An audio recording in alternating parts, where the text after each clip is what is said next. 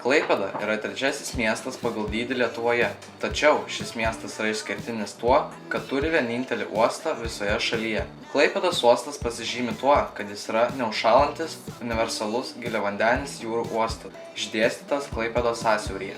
Per metus čia atplaukia apie 7000 laivų iš maždaug 50 šalių. Uosto teritorija užima 519 hektarų. Akvatorijos plotas 876 hektarai. Įplaukos kanalo gylis 14,5 metro. Visos krantinės sudaro apie 27 km. Uoste esančių geležinkelių linijų bendras ilgis 79 km. Turbūt niekas iš mūsų nėra susimąstęs, kokia yra Klaipėdos uosto ekonominė nauda pačiam miestui bei mūsų valstybei. Uostas – Lietuvos vartai į pasaulį. Tuo pat metu tai ir šalies valiutinių įplaukų šaltinis. Pernai uosto rinkliavos sudarė apie 5 milijonus eurų. Apie 95% jų moka užsienio laivų savininkai. Pernai apie 40% arba 14 milijonų tonų Klaipėdos uosto krovos sudarė tranzitas. Iš čia vėlgi kitų valstybių įmokos Lietuvai.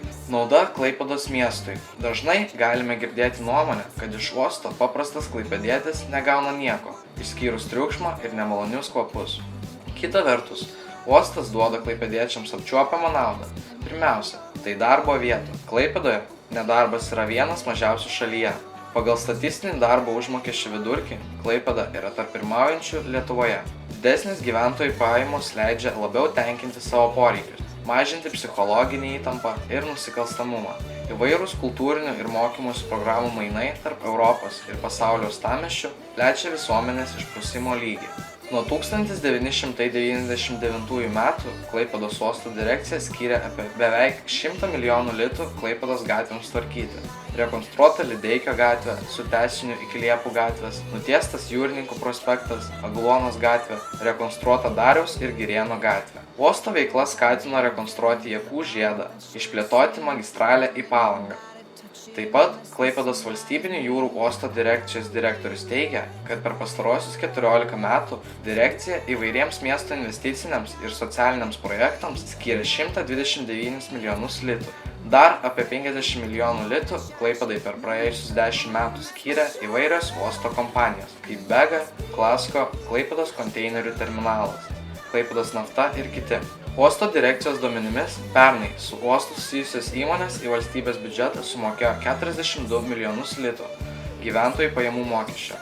36 milijonus litų arba 86% šio mokesčio grįžo į Klaipėdos savivaldybės biudžetą. Tai 16% visų savivaldybės pajamų. Taigi, bendrai miestas iš uosto veiklos kasmet gauna apie 85 milijonus litų. 36 kaip gyventojų pajamų mokestį, 45 iš susisiekimo srities valstybės institucijų biudžetų ir 4 milijonus iš uosto kompanijų sumokamo nekilnojamo turto mokesčio. Taigi, kokia galėtų būti Klaipėdos uosto ekonominė nauda Lietuvai? Vienas iš svarbiausių dalykų yra tas, kad Klaipėdos uostas susijęs su 18% viso Lietuvoje sukuriamo BVP. Yra skaičiuojama, jog iš vienos krovinio tonos valstybė uždirba 11,23 litro.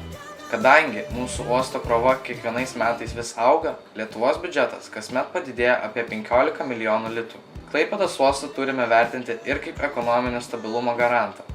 Per pastarąją krizę Klaipėdos uostas ne tik išlaikė, bet ir didino krovą. Tas pats vyko ir Latvijos, Estijos uostuose. Uostai žymia dalimi prisidėjo gelbėdami rytinės Baltijos šalių ekonomiką. Ateityje yra planuojama pradėti giliavandenio uosto statybą, kuris, kaip ir dirbtinė sala, galėtų būti įrengtas šalia Klaipėdos esančioje Melnragės gyvenvietėje. Toks uostas Klaipėdoje turėtų atsirasti iki 2025 metų. Į tokį uostą kaip šis galės atplaukti daug didesni laivai nei iki šiol. Todėl, jeigu šis projektas klostysis sėkmingai, planuojama, kad tiek Lietuvos, tiek Klaipėdos miestų biudžetas kasmet išaugs kone dvigubai. Pasak Klaipėdos jūrų krovinių kompanijos Bega generaliniaus direktorio Aloyzo Kuzmarskio, galimybės pradėti panaudoti visus naujosios uostinės infrastruktūros ir kompanijos terminalo pajėgumus bei funkcinius pranašumus jau kurį laiką laukia ne tik uostininkai, bet ir krovinių siuntėjai bei gavėjai. Tiesa, ateityje dar laukia infrastruktūros gerinimo darbai, rekonstruojant šalia pirso esančios krantinės ir išgilinant prie jų akvatoriją. Laivai atplauktų pilnai pakrauti ir tai leistų efektyviau išnaudoti turimus krovos pajėgumus.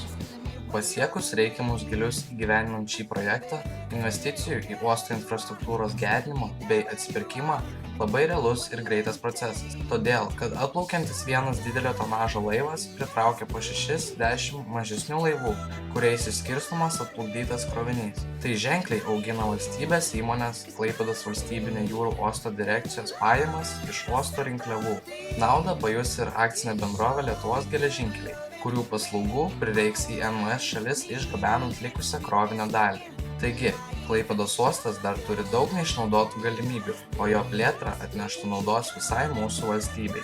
Viską apibendrinant galima teigti, kad Klaipėdos jūrų uostas yra itin svarbus tiek Klaipėdos miestui, tiek regionui, tiek ir šaliai, ekonominė ir socialinė prasmėmis. Kita vertus, studija taip pat parodė, kad uosto struktūroje glūdi daug neišnaudoto potencialo, kuris, jei bus vykdoma nuosekli ir strateginė uosto plėtra, dar labiau padidins uosto socioekonominę įtaką bei skatins miesto, regiono ir šalies ekonomikos plėtrą ir socialinį gerbūvį.